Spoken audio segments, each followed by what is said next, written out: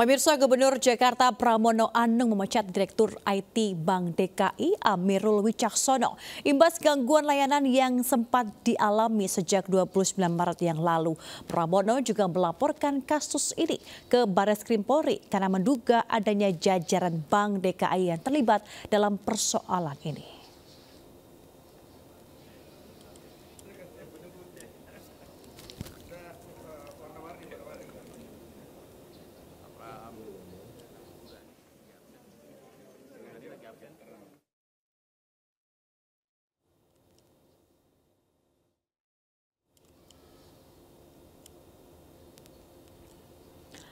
Layanan transaksi perbankan Bank DKI Jakarta, Gubernur DKI Jakarta Pramono Anung mengambil langkah tegas atas masalah gangguan layanan transaksi perbankan Bank DKI yang dikeluhkan nasabah selama libur Lebaran tahun 2025. Pramono memutuskan mencopot Direktur Teknologi dan Operasional Bank DKI Amirul Wicaksono dari jabatannya karena permasalahan layanan digital di bank tersebut telah terjadi berulang. Pramono juga menegaskan adanya kebocoran dana meski nominalnya belum diungkapkan. Ia juga meminta lembaga independen untuk audit, tracing, dan monitoring terhadap aliran dana. Karena kejadiannya sudah 3 kali, maka saya memutuskan. Yang pertama, semuanya dilaporkan kepada Barreskrim. Yang kedua, diambil tindakan kepada Direktur IT karena sudah berulang kali. Ini yang ketiga kali dibebas tugaskan dan jabatan itu dirangkap oleh Direktur Umum. Pemirsa, sebuah rumah yang dijadikan sebagai tempat pembuatan uang palsu di kawasan Bogor, Jawa Barat digerebek petugas Satuan Reserse Kriminal Polsek Metro Tanah Abang, Jakarta Pusat. Selain mengamankan 2 tersangka, polisi juga mengamankan barang bukti ribuan lembar uang palsu beserta beragam peralatan cetak.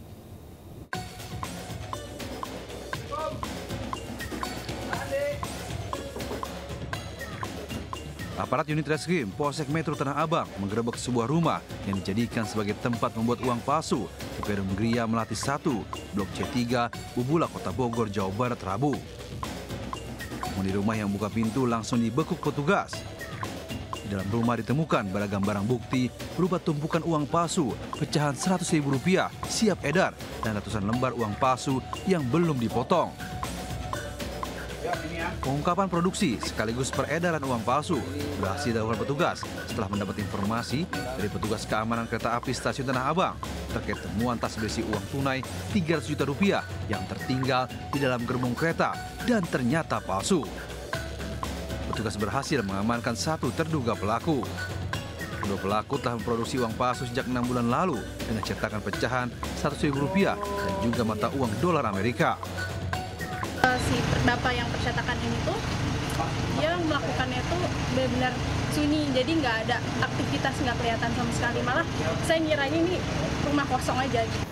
Tempat produksi yang lengkap dengan berbagai perangkat elektronik mulai dari komputer maupun laptop serta alat cetaknya berupa mesin printer serta alat potong maupun alat-alat pendukung lainnya. Dari penggerebekan, petugas berhasil mengamankan 2 orang tersangka, ribuan lembar uang palsu, pecahan Rp100.000, beragam alat cetak dan alat potong, mesin pengering rambut, serta tinta aneka warna. Dari Jakarta, Rani Sanjaya melaporkan. Dokter residen di Rumah Sakit Hasan Sadikin Bandung cabuli keluarga pasien. Pelaku membius korban dengan dalih pengambilan sampel darah untuk orang tuanya yang akan operasi.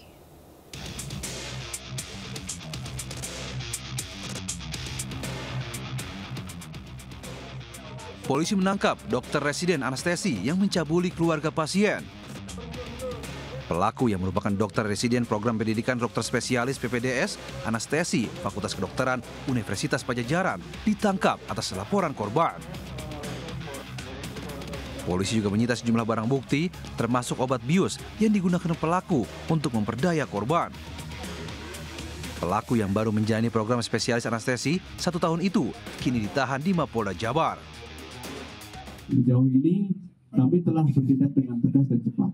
Jadi tanggal 18 kita mendapatkan laporan polisi tanggal 25 kita sudah tetapkan sebagai tersangka.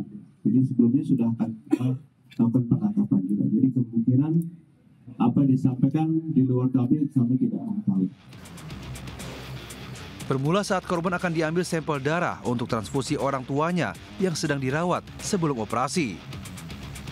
Korban tidak memahami proses dan hanya mengikuti arahan pelaku yang merupakan dokter residen. Korban diminta ganti baju oleh pelaku, kemudian dibius. Peristiwa tersebut terjadi tengah malam. Keesokan pagi, saat sadar, korban merasa sakit tidak hanya di bagian tangan, tapi juga nyeri di bagian kemaluannya. Korban minta divisum dan ditemukan bekas sperma di kemaluannya. Kami akan segera melakukan tindak lanjut dalam bentuk pemutusan studi bagi yang bersangkutan, karena yang bersangkutan sudah terindikasi dan terbukti walaupun belum dinyatakan oleh pengadilan sudah melakukan tindak pidana. Sehingga kami akan segera mengeluarkan dan ada aturan internal di Unpad yang menyatakan bahwa setiap mahasiswa, dosen maupun karyawan yang melakukan tindak pidana akan kami berikan sanksi sesuai dengan peraturan yang berlaku. Tersangka pencabulan sudah ditahan sejak 23 Maret lalu. Sementara itu, korban pencabulan kini sudah mendapat pendampingan dari Unit Pelayanan Perempuan dan Anak Polda Jawa Barat. Pihak kampus dan rumah sakit mendukung proses penyelidikan polisi. Dari Bandung, Jawa Barat, Muji Prayitno dan Billy Maulana Fingkrang melaporkan. Pemirsa, cinta ditolak. Seorang juru parkir yang diduga sedang mabuk nekat melecehkan karyawati minimarket di Makassar, Sulawesi Selatan. Peristiwa itu terekam CCTV.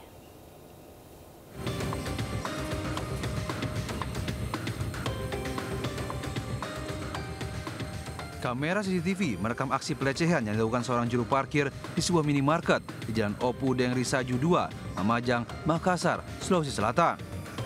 Dalam kondisi mabuk, pelaku menghampiri korban. Ia kemudian menepuk bohong korban yang saat itu sedang sibuk mengatur barang jualan. Korban pun berteriak memarahi pelaku. Namun bukannya merasa bersalah, pelaku malah kembali dan merusak pintu kaca minimarket dengan menendangnya. Usai ditangkap, pelaku mengaku menaruh hati kepada korban dan mengaku kesal karena cintanya ditolak. Tersangka ini sudah lama menaruh hati ke korban karena korban tidak pernah menggubris, sehingga kemudian dalam keadaan mabuk tadi itu tersangka langsung menepuk bokongnya korban. Akibat perbuatannya, pelaku terancam kurungan penjara hingga 9 tahun setelah dijerat pasal tentang pencabulan. Dari Makassar, Syahrul Adiaksa melaporkan. Viral es krim beralkohol dijual sebuah gerai di sebuah mal di Surabaya, Jawa Timur. Gerai itu akhirnya disegel petugas. Ya, benar banget, Cek. Di sini ada yang jual es krim liker ya, Cek. Ada yang Victimil, ram. Sebuah gerai es krim di dalam mal kawasan Surabaya Barat disegel petugas Satpol Pamong Praja, Kota Surabaya, Jawa Timur. Gerai penjual es krim ini diduga memperdagangkan es krim dengan kandungan alkohol 40%. Es krim ini bahkan sempat viral dan menjadi perbincangan warganet di media sosial. Saat diperiksa petugas, pedagang es krim memiliki nomor induk izin usaha, namun tidak bisa menunjukkan izin lain yang mengatur penggunaan alkohol di dalam es krim. Dijual tapi diduga mengandung alkohol. Dan nama-nama es krim itu juga sesuai dengan nama jenis minuman, ya, nama jenis minuman keras. Nah, kemudian teman-teman melakukan pengecekan, yang mana pemilik es krim itu bisa menunjukkan NIB, tetapi tidak menunjukkan izin lain yang mengatur tentang penggunaan alkohol di dalam es krim. Petugas Satpol Pamong Praja telah menyita 7 kotak es krim, 4 diantaranya akan dibawa ke BPOM untuk dilakukan uji laboratorium. Dari Surabaya, Jawa Timur, Haritang Bayong, Ayus melaporkan. Diduga memeras warga di Goa, Sulawesi Selatan, seorang polisi gadungan ditangkap. Ya, modus pelaku dengan menangkap seorang anak dengan dalih menyalahgunakan narkoba, kemudian meminta sejumlah uang kepada orang tuanya.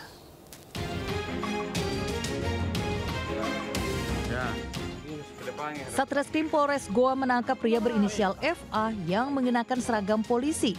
Bersama kekasihnya, pria ini diduga memeras seorang warga di Kelurahan Batang, Kaluku. Modusnya, dengan berpura-pura sebagai polisi, pelaku menangkap seorang anak dengan dalih terlibat penyalahgunaan narkotika. Mereka kemudian meminta uang kepada orang tua korban sebesar 8 juta rupiah. Namun saat memberikan uang, orang tua korban curiga saat melihat pangkat yang terpasang pada seragam pelaku dalam kondisi terbalik. Pelaku pun akhirnya dilaporkan korban pada polisi yang mengaku membeli seragam Polri di salah satu toko di Kota Makassar. Mengaku sebagai anggota Polri, di mana yang terlapor ini FAI bersama kekasihnya inisial M, umur 30 tahun, ini berpura-pura menjadi anggota Polri, tentunya dengan melengkapi diri dengan atribut. Dari tangan pelaku, polisi menyita sejumlah uang tunai, ponsel, serta mobil yang digunakan pelaku. Ia bersama kekasihnya ditahan di rutan Polres Goa dan dijerat pasal tentang pemerasan dengan ancaman kurungan maksimal 9 tahun penjara. Dari Kabupaten Goa, Sulawesi Selatan, Bukma, Ainis melaporkan. Seorang pemuda 24 tahun menganiaya pamannya dengan senjata tajam di Kuningan, Jawa Barat. Aksi itu dilakukan karena sakit hati kerap diejek korban.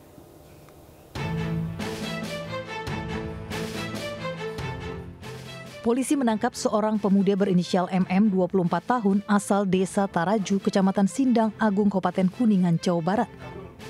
Pemuda ini ditangkap setelah menganiaya pamannya dengan senjata tajam. Saat diperiksa, ia mengaku sakit hati sudah lama sering diejek korban. Pelaku menganiaya korban yang sedang bersantai di rumahnya hingga terluka parah di bagian perut. Peristiwa itu diketahui anak korban yang mendengar jeritan sang ayah. Sementara pelaku akhirnya ditangkap polisi di sebuah warung kopi tak jauh dari lokasi kejadian. Anak-anaknya pada di dalam, terus udah gitu aja, sampai adu-adu, terus gubrak begitu sakit, mungkin sakit. Terus baru anaknya keluar, dikira teh jatuh biasa Pak, nggak ngira ditusuk, nggak ngira, dikira teh jatuh aja soalnya punya darah tinggi. Pelaku ternyata seorang residivis yang sering keluar masuk penjara. Ia kini harus kembali mendekam di sel tahanan dan terancam 15 tahun penjara. Dari Kuningan, Jawa Barat, Miftahudin, Ainis melaporkan. Pemirsa, Gubernur Jakarta Pramono Anung memecat Direktur IT Bank DKI Amirul Wicaksono imbas gangguan layanan yang sempat dialami sejak 29 Maret yang lalu. Pramono juga melaporkan kasus ini ke Barreskrim Polri karena menduga adanya jajaran Bank DKI yang terlibat dalam persoalan ini.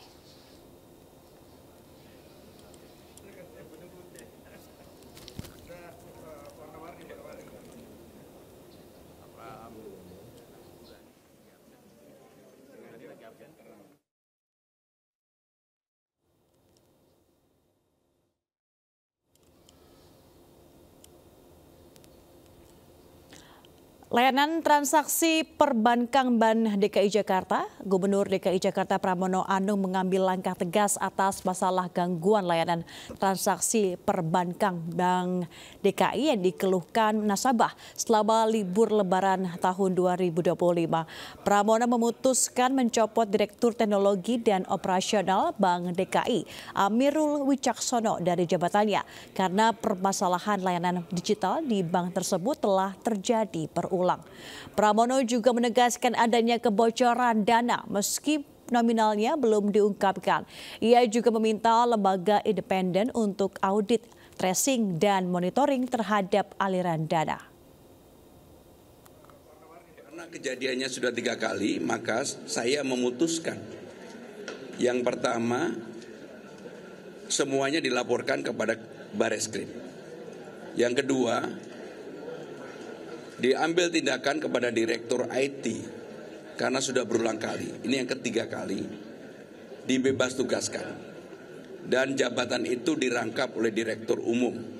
Pemirsa, Presiden Prabowo Subianto mengawali lawatan di Timur Tengah dengan mengunjungi Abu Dhabi, Uni Emirat Arab. Selain Uni Emirat Arab, Presiden juga akan berkunjung ke Turki, Mesir, Qatar, dan Yordania. Kunjungan Presiden untuk mempererat hubungan bilateral. Presiden Prabowo tiba di Bandara Internasional Presidential Flight Abu Dhabi Rabu pagi. Uni Emirat Arab menjadi negara pertama yang dikunjungi Presiden dalam lawatannya ke Timur Tengah. Prabowo akan membahas sejumlah isu dengan para pemimpin negara sahabat, mulai dari geopolitik dan geoekonomi. Kami hormati. Sebelum terbang ke Timur Tengah, Presiden Prabowo meminta untuk penghapusan kuota impor, terutama komoditas yang menyangkut hajat hidup orang banyak. Kebijakan itu merupakan bagian dari upaya strategis pemerintah untuk merampingkan birokrasi serta memberikan kemudahan bagi para pelaku usaha. Pernyataan tersebut disampaikan Presiden dalam sesi dialog acara Sarasehan Ekonomi yang digelar di Menara Mandiri, Jakarta. Tidak manja, ya kan? Jadi saya benar-benar ini kesempatan. Saya minta ya. Ada Menteri Pertanian, ada Menteri Perdagangan. Nggak usah ada kuota apalagi semua. Nggak ada kuota. Siapa mau impor daging, silakan. Siapa aja boleh impor. Saudara-saudara. Mau impor apa?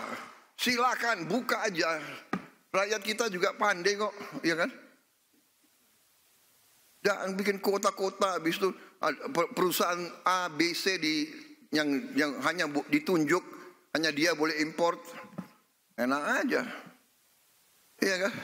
Pemirsa, KPK memeriksa Joko Sugiarto Tjandra terkait kasus dugaan suap pengurusan anggota DPR RI 2019-2024 di KPU atas nama Harun Masiku. Joko Tjandra mengaku tidak mengenal Harun Masiku.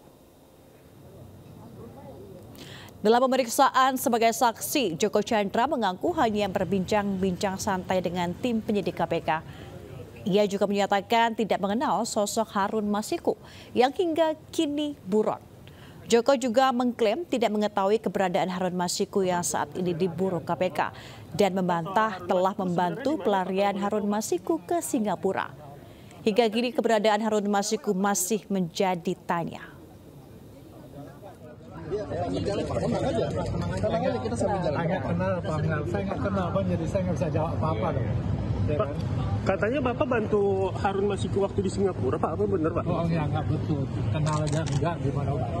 Tapi kalau sama Doni Tri Istiqomah kenal Pak? Doni Tri Istiqomah.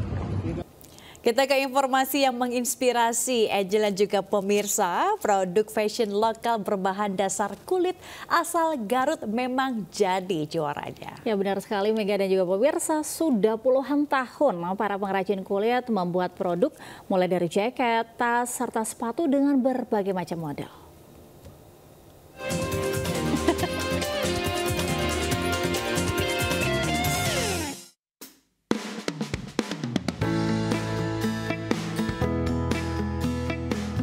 Pemirsa, di Garut, Jawa Barat terdapat nama kampung, tepatnya di Jalan Ahmad Yani, dan di jalan inilah sepanjang 500 meter terdapat toko-toko yang menawarkan produk berbahan dasar kulit berkualitas tinggi namun tidak membuat kantong Anda bolong. Nah, saya akan mengajak Anda pemirsa untuk melihat produk sentra industri kulit yang berada di Sukaregang.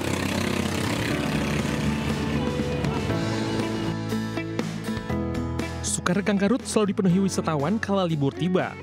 Namanya yang harum dengan kerajinan kulit beragam jadi buah tangan yang layak diberikan kepada orang terkasih.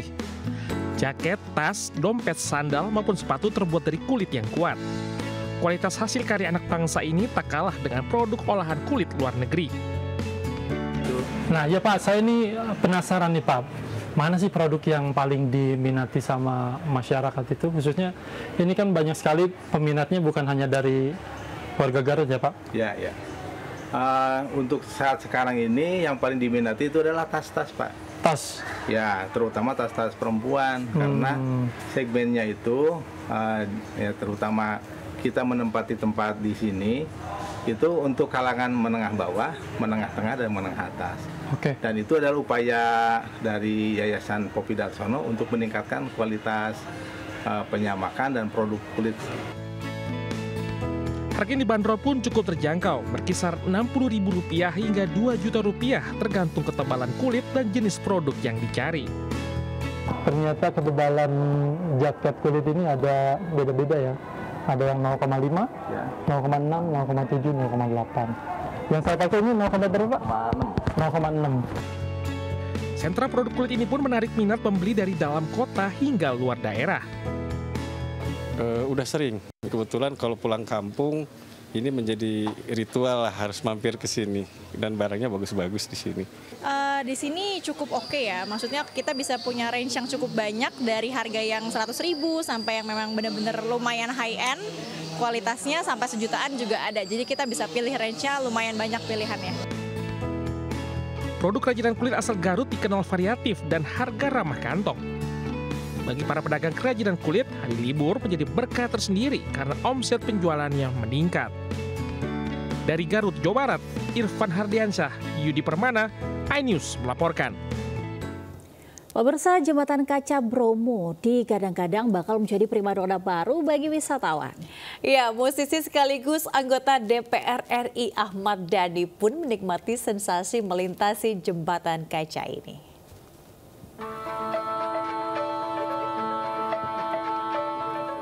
Ahmad Dhani jajal jembatan kaca Gunung Bromo di Dusun Cemoro Lawang, Desa Ngadisari, Kecamatan Sukapura, Kabupaten Probolinggo, Jawa Timur.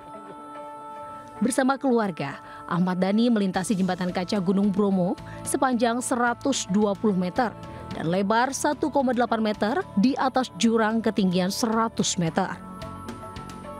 Luar biasa. Ada rasa was-was atau luar biasa kata Ali. Biasa di luar. Keren banget tempatnya. Cuman kurangnya satu, nggak ada dinosaurus. Dinosaurus sudah lengkap ini. Jembatan kaca yang diklaim jembatan kaca terpanjang di Indonesia ini diharapkan menjadi primadona baru bagi wisatawan saat berkunjung ke wisata Gunung Bromo. Dari Probolinggo, Jawa Timur, Hana Purwadi, iNews melaporkan. Pemirsa, sudah tiba di Jakarta, seorang pemudik kembali ke rest area tol Pemalang, Jawa Tengah hanya untuk menjemput kucingnya yang tertinggal.